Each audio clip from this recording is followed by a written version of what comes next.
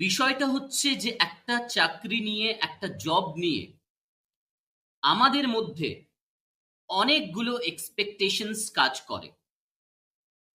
আমরা যখনই ইন্টারভিউ দেবার কথা ভাবি, আমাদের মধ্যে অনেকগুলো এক্সপেকটেশনস কাজ করে। We do have a lot of expectations. Likewise, we think, আমরা ভাবি, to get a lucrative amount of salary. আমরা একটা ভালো স্যালারি পাওয়ার আশা করি। We think, আমরা ভাবি, to get a higher position or a rank, একটা উচ্চ মর্যাদাপূর্ণ চাকরি পাওয়ার আমরা আশা করি। আমরা দেখি ওয়ার্কিং এনভায়রনমেন্ট কতটা ভালো হতে পারে, is it a secure job or not, একটা সিকিউর জব কিনা এটা।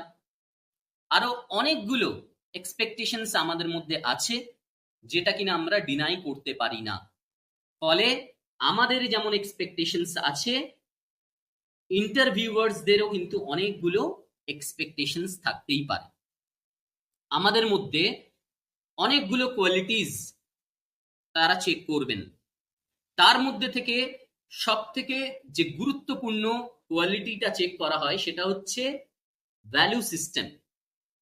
তাহলে আমাদেরকে বুঝতে হবে যে কোম্পানিগুলোর কোর ভ্যালুস গুলো কি কি। যেমন আমরা এখানে দেখতে পাচ্ছি টিসিএস এখানে বলছে যে 5টা কোর ভ্যালুজ এর উপর ডিপেন্ড করে থাকে।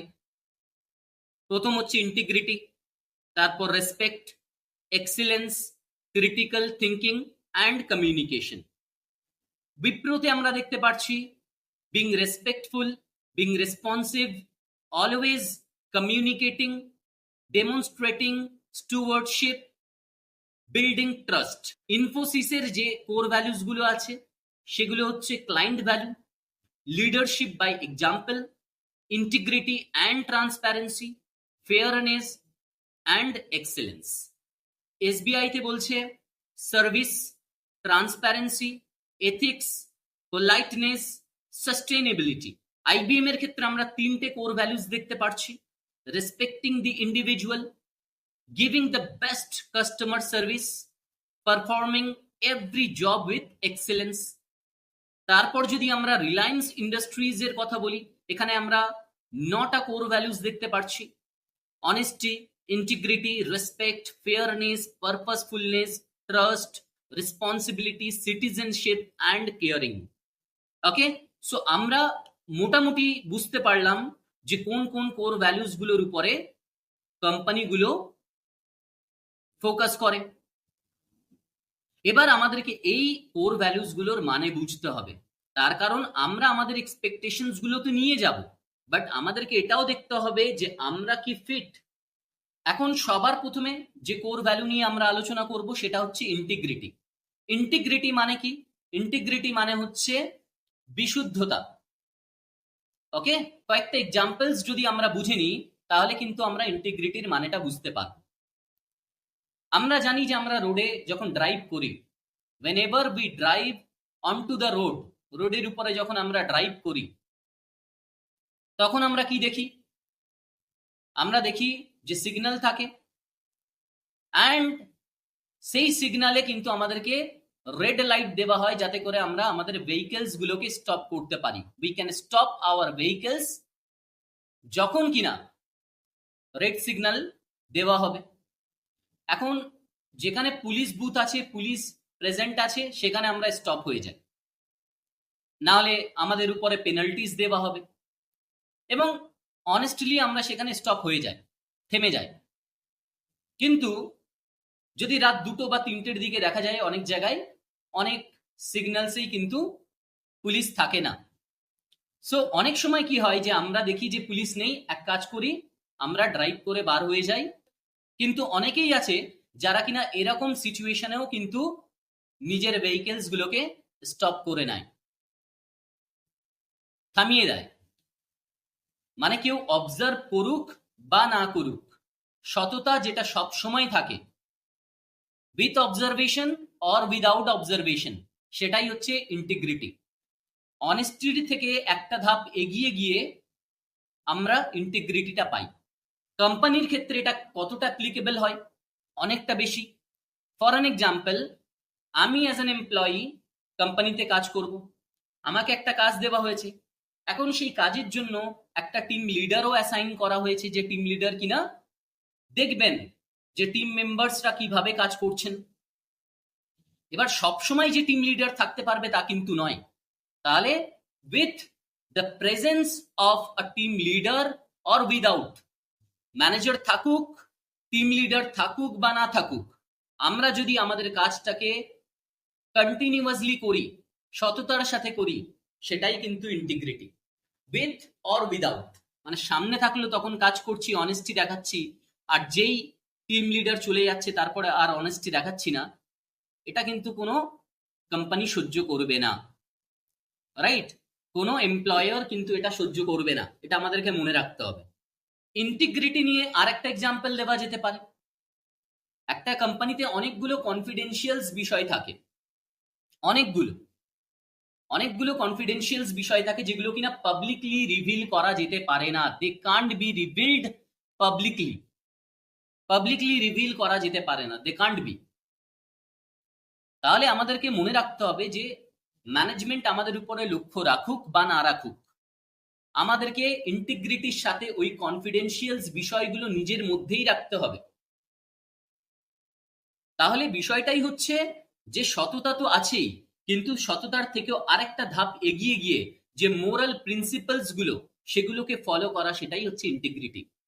পরবর্তী যে কোর ভ্যালুটা নিয়ে আমরা আলোচনা করব সেটা হচ্ছে কাস্টমার ফোকাস।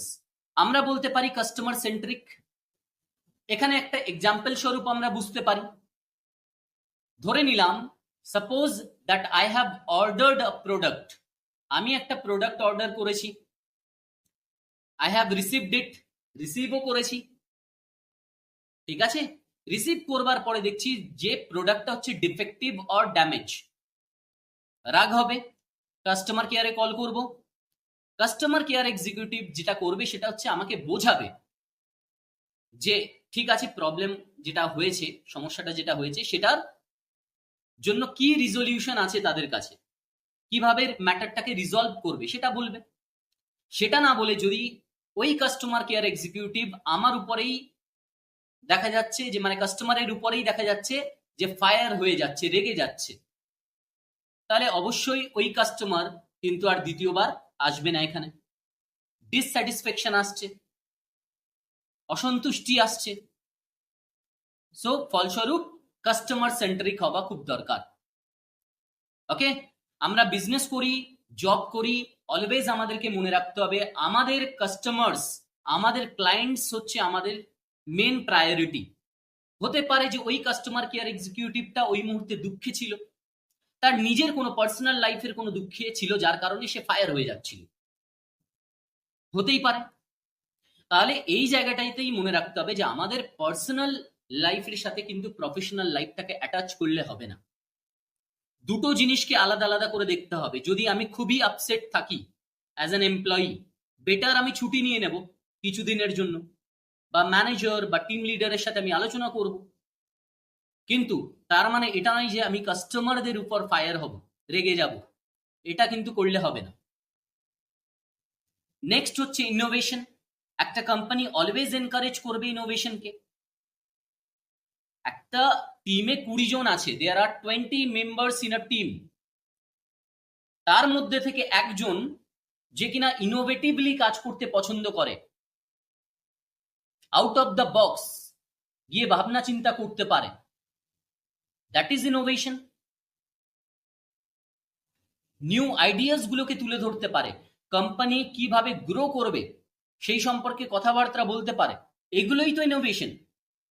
তাহলে একটা একটা কোম্পানি নিশ্চয়ই এটা চাইবে না, একজন এমপ্লয়ার নিশ্চয়ই এটা চাইবে না যে তার যে এমপ্লয়িজ গুলো তার একদম বদ্ধ মাইন্ডের হোক। পরবর্তী যে কোর ভ্যালু নিয়ে আমরা আলোচনা করব সেটা হচ্ছে টিম ওয়ার্ক।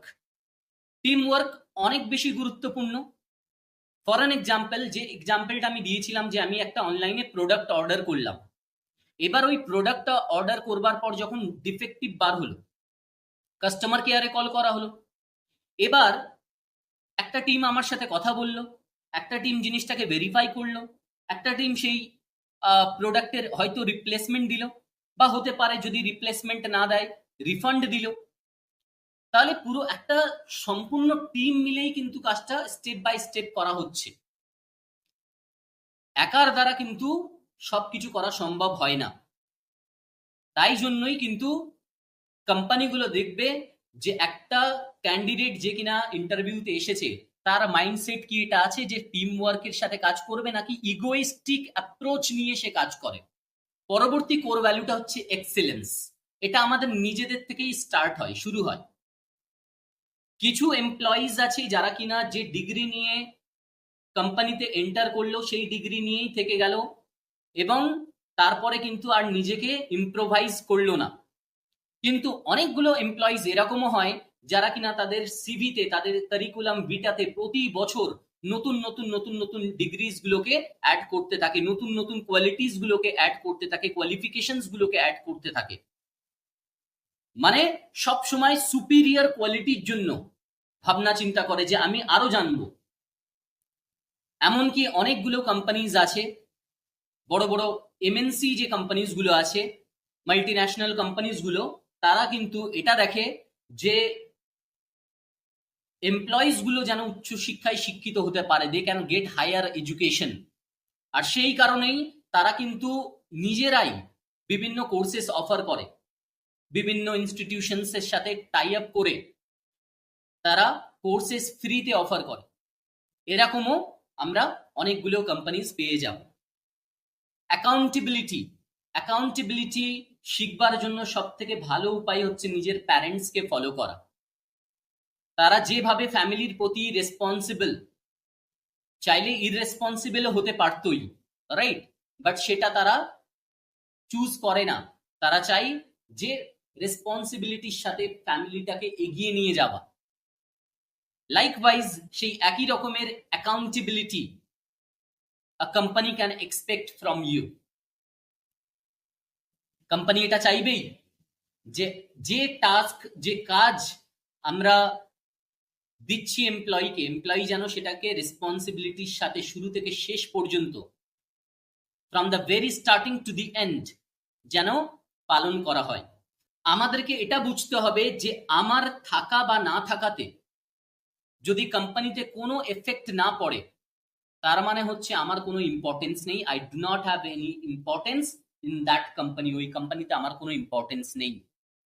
যদি আমি একদিন না থাকি আর সমস্ত কাজগুলো আটকে যায়, তার মানে বুঝতে হবে যে হ্যাঁ ঠিক আছে, আমি তার মানে আমার কাজগুলো করি, যে না থাকার কারণে কাজগুলো আটকিয়ে যাচ্ছে, তার মানে হচ্ছে যে আমার ইম্পর্টেন্স আছে, গুরুত্ব আছে। আমার থাকা না থাকাতে যদি তাদের কোনো প্রবলেমসই হচ্ছে না, তার মানে হচ্ছে সত্যিই আমার কোনো গুরুত্ব নেই। অ্যাকাউন্টেবিলিটি খুব বেশি গুরুত্বপূর্ণ। সবাই এই জিনিসটাই লক্ষ্য রাখে, এক্সপেক্ট করে যে কার কাছে গেলে মানুষটা খুবই রেসপন্সিবিলিটির সাথে কাজটা করতে পারবে। এই অ্যাকাউন্টেবিলিটি আমাদের মধ্যে থাকা দরকার।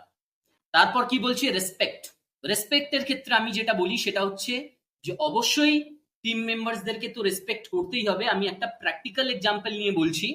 ধরে নিলাম একটা অটো ড্রাইভার, ওকে, যিনি কিনা আমাকে আমার ডেস্টিনেশনে শর্টকাট বে ফলো করে খুব তাড়াতাড়ি পৌঁছিয়ে দিলেন আমার ব্যস্ততার সময়ে। তাকেও কিন্তু রেসপেক্টের সাথে থ্যাংক ইউটা বলে আসা দরকার, যাতে করে নেক্সট টাইম কোনো প্যাসেঞ্জার যখন আসবে তখন কিন্তু ওই অটো ড্রাইভার সেম এনার্জির সাথে তাকেও সেই একই রকম সার্ভিসটা দেয়। আমরা যদি কাউকে রেসপেক্ট দিই, সেই রেসপেক্টটা একটা দিন আমাদের কাছে ঘুরে আসবেই। ডাইভার্সিটি অ্যান্ড ইনক্লুশন, একটা টিমের মধ্যে 5 রকমের মানুষ থাকবেই। কারো স্কিন কালার একটু ডার্ক, কারো একটু ফেয়ার, কারো রিলিজিয়ান আলাদা, কারো কাস্ট আলাদা, কারো হাইট বেশি, কারো হাইট কম। সো এই সমস্ত জিনিসগুলো নিয়ে থাকলে হবে না।